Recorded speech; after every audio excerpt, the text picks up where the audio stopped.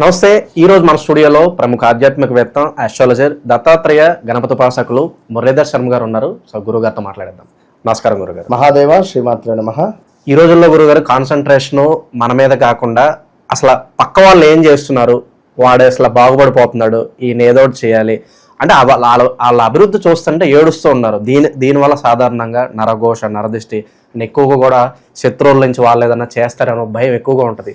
వృషభ రాశి వారి గురించి మనం మాట్లాడుకుందాం. ఎక్కువగా ఈ సమస్యలతో బాధపడుతున్నారు, కామెంట్స్ రూపంలో కానీ వాళ్ళు తెలియజేస్తూ ఉన్నారు.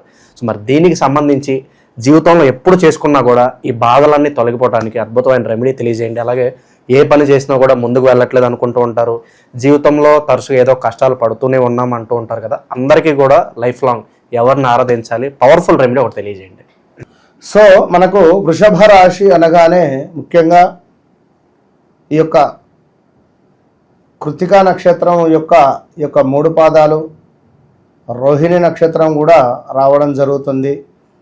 అయితే కృత్తికా నక్షత్రానికి సంబంధించింది ఏమిటయ్యా అంటే అగ్నితత్వం. అది మనకు అగ్నితత్వం. అటు పిమ్మట రోహిణి ఎంతో సౌందర్యంగా ఉండేటువంటి తత్వం, అంటే సౌమ్యము, లోపల ఉన్నటువంటి ఫైర్ ఏదైతే ఉందో బయటికి కనబడదు, ఓపిక. కృష్ణతత్వము అంటే కృష్ణునికి లోపల ఫైర్ అని చెప్పి కాదు అర్థం, కానీ అంతటి సౌమ్యంగా మాట్లాడడము, అంతే ఉండాలి అనేటువంటి భావనలో అధికంగా ఉంటారు. అంటే ఎప్పుడైతే ఈ మనకు వృషభ రాశి వారు ముఖ్యంగా నోరు అంటే వాక్కు, వీరికి ద్వితీయ స్థానము బుధుడు అవుతాడు. బుధుడు ఏమిటంటే మాటకు కారకుడు, మాటలకు కారకుడు. ఎలాంటి మాటలైనా అది సౌమ్యంగా కానీ కోపంగా కానీ, కొందరు తొందరగా ఆగమాగం మాట్లాడతారు, మరికొందరు 10 విషయాలు మనం మాట్లాడితే ఒక్క విషయం కూడా వాళ్ళు మాట్లాడలేరు. కొందరికి చిన్నతనంలో మాటలు లేటుగా వస్తాయి, మరికొందరికి కొంత స్పష్టంగా ఉండదు. ఇప్పుడు జనరల్గా కొందరు నేను చూశాను, నమస్తే భగవాన్ శ్రీశ్వర మహాదేవాద్రి మగాద్రి ప్రాంతగాద్రి స్వాహ అంటారు. అంటే మంత్రమే అది, ఇదేంది అర్థం కాదు. నమస్తే అస్తు భగవన్ విశ్వేశ్వరాయ మహాదేవాయ త్రయంబకాయ త్రిపురాంతకాయ త్రికాగ్నికాలాయ కాలాగ్నిరుద్రాయ నీలకంఠాయ మృత్యుంజయాయ సర్వేశ్వరాయ సదాశివాయ శ్రీమన్మహాదేవాయ నమః. ఇది ఎంత స్పష్టంగా అనిపించింది, ఎదుటి వ్యక్తికి కూడా గూస్ బంప్స్ అవుతుంది. అయ్యో అంటే మన మాట ఇందులోనే అర్థం చేసుకోండి. ఇక నేను ఇంతకుమించి ఎక్కువ నేను చెప్పను. కనుక ఈ వృషభ రాశి వారికి బుధుడు నీచపడితే వారి జన్మ జాతకంలో ఫస్ట్ చెప్పినట్టుంటుంది. దీనివల్ల ఏమవుతుంది తెలుసా? క్రిటిసిజం ఉంటుంది, ఎక్కిరించడం ఉంటుంది, వెటకారం ఉంటుంది, నవలపాలు అవుతూ ఉంటారు నలుగురు. దీనివల్ల ఇబ్బందులు ఎదుర్కొంటారు. స్వతహాగా చేసుకున్నటువంటి స్వయం కృపారాధన వల్ల వీరు ఇబ్బంది పడతారు తొందరపడి.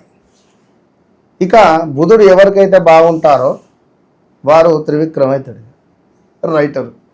అంటే అద్భుతమైనటువంటి కవిత్వాలు రాయడం కానీ, చాలా చక్కగా మాట్లాడడం కానీ, ఈ బుధునికి ఇంకా మనకు శుక్రుడు కానీ, లేదా ఇంకా ఒకవేళ శని కానీ, గురువు కానీ తోడైతే ఇక చెప్పలేము. ఇక రాహు ఉన్నా పర్వాలేదు కొంతమేర, అంటే వీరి లగ్నాన్ని బట్టి.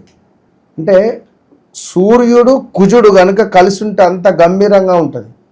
సో వీరికి ఎందుకు ఇంత విషయం చెప్పడము అంటే, ఎవరి జాతకంలో అయినా మన జాతకులు నెంబర్ 5 నాడు పుట్టినా బుధుడు వీరికి నీచంగా ఉన్నా, అదేవిధంగా చంద్రుడు వీరింట్లో ఉచ్చబొందుతాడు. సో అధికంగా వీరు వాటర్ను వేస్టేజ్ చేసిన, తల్లిని ప్రేమగా చూసుకోకుండా, అదేవిధంగా అందంగా తయారు కాకున్నా తప్పే. ఇక్కడ మళ్ళీ ఇదో బాధ. శుక్రుడు అధిపతి వీరి మన లగ్నానికి. శుక్రుడు అంటే ఏంది? అందగాడని శుక్రుడు అంటే. నువ్వు శుక్రుడిని దగ్గర పెట్టుకొని అంటే అన్ని రకాలుగా ఉన్నా అబ్బో ఇది ఎందుకు మాసిపోతుంది కావచ్చు, సెంటు పర్ఫ్యూమ్ అయిపోతుంది కావచ్చు, ఏమైనా పౌడర్ వేసుకుందాం అనుకున్నా ఏమైనా పర్ఫ్యూమ్స్ ఏమైనా ఉన్నాయి కదా ఉండని కొందరు చూస్తూ మురిసిపోతారు. బీరువాళ్ళల్లో చీరలు వందలు ఉంటవి, కట్టుకుందామంటే ఇది కాకుండా ఇది కట్టుకోరు. అంటే శుక్రుడిని మనం ఎప్పటికప్పుడు యాక్టివేషన్ చేసుకోవాలి.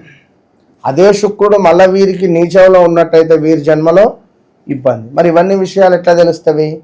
వీరు 5వ తారీఖు జన్మించారా, లేదా ఒకవేళ 8వ తారీఖు జన్మిస్తే నెంబర్ 1 వీళ్ళకి మైనస్ అవుతుంది. Number 1 minus. నెంబర్ 1లో ఉండేటువంటి 1వ తారీఖు వివాహం చేసుకున్నా, 1వ తారీఖు రోజు వీరేమైనా వాహనం కొన్నా, 1వ తారీఖు రోజు వీరు ఏమైనా ఆఫీస్ లైక్ ఏమైనా ఓపెన్ చేయాలనుకున్నా, వీరు జాబ్లో జాయిన్ అయినా చేయలేరు, ఇబ్బంది అవుతుంది. అదేవిధంగా వీరు ఒకవేళ 7వ తారీఖు జన్మించారనుకుందాం, మరి వీరికి సంబంధించింది ఏం మైనస్ ఉంటుంది అనేది ఖచ్చితంగా తెలుసుకోవాలి. వాళ్ళు తెలుసుకొని ముందుకు వెళితే వారి బ్యాంకు డీటెయిల్స్, వారి ఫోన్ నెంబరు, నేను సుమారుగా 100 మందికి నేను సజెషన్ చేసిన. నిజంగా ఆ 100 మందిలో 95% కూడా సక్సెస్ రేట్గానే ఉన్నారు. వారి డేట్ ఆఫ్ బర్త్ కానీ వారికి ఒక లక్కీ నెంబర్ను తీసుకొని వారికంటూ అది ఇవ్వడం ద్వారా, అంటే వారి జాతకాన్ని బేస్ చేసుకొని వారు ఎడదిక్కు ఫేస్ ఇంట్లో ఉండాలి, వారు చేసే అటువంటి పూజ ఏ మంత్రాన్ని చదువుకోవడం ద్వారా అధికంగా ఏం చేయాలి అనేటువంటి విషయాలన్నీ కూడా మనము వారికి సజెషన్ చేయడం జరిగింది. ఇట్టి వృషభ రాశి వారు ఖచ్చితంగా అధికంగా తెలుపు రంగు వస్త్రాలను ధరించాలి. తెలుపు రంగు వస్త్రాలను ధరించాలి. ఖచ్చితంగా పర్ఫ్యూమ్ కొట్టుకోవాల్సింది, పర్ఫ్యూమ్ వాడాలి, సెంటు కొట్టుకోవాలి. రెండవ విషయము, సెంటు గులాబీ పుష్పాలు ఉంటుంది. సెంటు గులాబీ పుష్పాల యొక్క మాల అమ్మవారికి సమర్పించాలి. లక్ష్మీ అమ్మవారికి ప్రతి శుక్రవారం సమర్పించాలి. ఇక వీరేళ్ళే చేసేది ప్రతి శుక్రవారము కూడా సెంటు గులాబీ, మంచి సుగంధ పరిమళాలు వచ్చేటువంటి సెంటు గులాబీ కానీ మల్లెపూలు కానీ అమ్మవారికి సమర్పించాలి. ఎట్ ద సేమ్ టైం ప్రతి శుక్రవారము వారి వివాహం జరిగితే వారి భార్యకు పూలు తీసుకొని పోయి ఇవ్వాలి. 1 మూర 2 మూరల పూలు. ఇక శుక్రవారాలు కానీ, లేదా ఏమైనా అష్టమి తిథి అప్పుడు కానీ, లేదా ఏమైనా ఈ నవరాత్రులు కానీ, లైక్ ఏదైనా ఉదాహరణకు బర్త్డేలు కానీ, వీరి జన్మ నక్షత్రం రోజు కానీ, వీరి లక్కీ డే ఈ రోజు నాడు సుమారుగా ఎంత లేదన్నా కూడా మనకు ఏదన్నా దేవాలయంలో చక్కగా ఎరుపు రంగు చీరలు కానీ, మల్లెపూలు కానీ, ఎరుపు రంగు గాజులు కానీ, ఇవి సువాసినీలకు వీరి భార్య చేతుల మీదుగా దానం ఇప్పించాలి. వీరి భార్యకు ముందు భర్త ఇవ్వాలి. ఇగో ఎరుపు రంగు సారీ కట్టుకో, చక్కగా అమ్మవారిలాగా తయారుగా మల్లెపూలు పెట్టుకో మంచిగా, అదేవిధంగా మంచిగా గాజులు వేసుకోండి. వారి భార్యకు సాక్షాత్తు అమ్మవారుగా భావన చేసుకొని అన్నీ చెప్పి చక్కగా తాంబూలం తీసుకొని 11 చీరలో 6 చీరలో తీసుకొని చక్కగా కూడా ఒక తమలపాకులో చక్కగా గంధము పసుపు వారికి 6 నుండి మినిమం 6 మెంబర్స్, నెంబర్ 6 సంఖ్య వచ్చేటట్టుగా చూసుకోవాలి. నెంబర్ 6 తర్వాత ఏమిటి మనకు 15 మెంబర్స్కు పంచాలి. లేదు అనుకుంటే 24 ఇట్లా వీరికి మీరు పంచడం ద్వారా సూపర్ రిజల్ట్ ఉంటుంది. పెళ్లి కాని వారికి కూడా ఏదన్నా రెమెడీ ఉంది? పెళ్లి కాని వారు కూడా దేవాలయానికి వెళ్ళి అమ్మవారికి ఎరుపు రంగు క్లాత్ను అమ్మవారి ముందు పరిచి ఆ గర్భగుడి ముందు ఎరుపు రంగు యొక్క క్లాత్లో 108 ఎరుపు రంగు గాజులను పట్టుకొని పోవాలి. చక్కగా ఒక్కొక్క గాజు పెడుతూ అమ్మవారు ఒక్కొక్క నామం చెప్పాలి. ఒక్కొక్క నామం చెప్తూ అందులో పెట్టేసి మొత్తము కూడా మూట కట్టి అమ్మవారి దగ్గర పెట్టాలి. పెట్టిన తర్వాత అర్చన చేయించుకున్న తర్వాత ఆ మూటను తీసుకొని ఇంటికి వెళ్ళిపోవాలి. మళ్ళీ నెక్స్ట్ శుక్రవారం రావాలి. మళ్ళీ యాజ్ ఇట్ ఈజ్ ఈ మూటను ఓపెన్ చేయాలి. మళ్ళీ అందులో ఒక్కొక్క గాజు పెట్టాలి. పక్కన పెట్టేసి గాజులను మళ్ళీ అమ్మవారి నామాలు చదువుకొని ఒక్కొక్క గాజు పెట్టి ఇట్లా 6 శుక్రవారాలు చేయాలి. చేసిన తర్వాత ఈ 6వ శుక్రవారం రోజు చక్కగా అమ్మవారికి చక్కెర పొంగలు కానీ లేదా కట్టె పొంగలు కానీ మనకు పులిహోర కానీ చేయించాలి. చేయించి నివేదన చేయించి చక్కగా కూడా ఈ గాజులను అందరికీ పంచాలి. మ్యాక్సిమం మనిషికి ఒక 4 లేదా 6 ఇటు 3 ఇటు 3 నెంబర్ 6 సంఖ్య వచ్చే విధంగా స్త్రీమూర్తులకు పంచడం ద్వారా అతి శీఘ్రంగా వీరి పనులైతే. వృషభ రాశి జాతకులు ఎవరైతే ఉన్నారో వారు ఆర్థికపరమైనటువంటి ఇబ్బందులలో ఉండేటువంటి వారు వీరి లైఫ్ టైం మొత్తము కూడా అష్టమి తిథి రోజు నాడు చక్కగా కూడా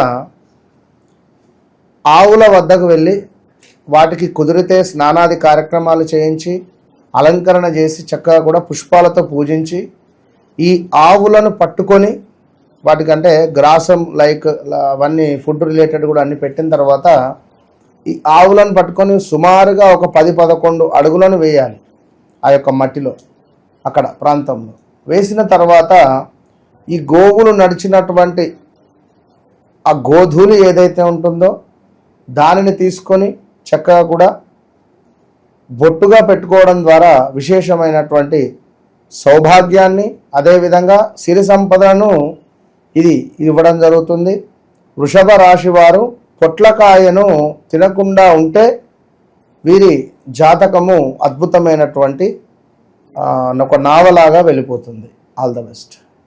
ఇక వారంలో ఏదన్నా మంచి పనులు ప్రారంభించాలంటే ఏ రోజు వీళ్ళు స్టార్ట్ చేసుకుంటే బాగుంటుందంటారు వీళ్ళు? అదే నాన్న, ఇప్పుడు నేనేమంటున్నా అంటే 8వ తారీఖు రోజు పుట్టినటువంటి వారు నెంబర్ 1 పనికి రాదు. సో అది వారం అంటే శుక్రవారమే. ఏదున్నా వీరు జన్మించినటువంటి ఆ డేట్ ఆఫ్ బర్త్ పుట్టిన సమయము వీరి లగ్నాన్ని బేస్ చేసుకొని వీరికి ఒక లక్కీ డే లక్కీ నెంబర్ మనం తీయచ్చు. అదే చెప్తున్నా కదా, ఇప్పుడు 8కి 1, 1కి 8. సో అట్లా మీరు 7వ తారీఖు 6వ తారీఖు పుట్టినట్టయితే ఆ సంఖ్యను లగ్నాన్ని మనం బేస్ చేసుకొని వారికి చెప్పడం ద్వారా ఒక 50% సమస్య అనేటువంటి సాల్వ్ అవుతుంది వారికి ఇక్కడే. వ్యక్తిగతంగా వాళ్ళు కొన్ని 100% అండి. ఒక 100 మందికి చెప్తే 99% కూడా సక్సెస్ రేట్లోనే ఉన్నారు కదా వాళ్ళు. ఖచ్చితంగా ఉన్నారు. మంచి ఇక వారి పేర్లు ఎందుకు కానీ చెప్తా కదా ఇందాక, సెలబ్రిటీలలోనే చాలా మటుకు ఇప్పుడు వెళ్ళినటువంటి యొక్క బిగ్ బాస్లో కూడా ఉన్నారు. ఓవరాల్గా వృషభ రాశి వాళ్ళందరికీ కూడా ఈ నరఘోష, నరదృష్టి, శత్రు భయాలు పోవడానికి అద్భుతమైన రెమెడీ మాకు తెలియజేశారు సార్. ధన్యవాదాలు. మహాదేవ.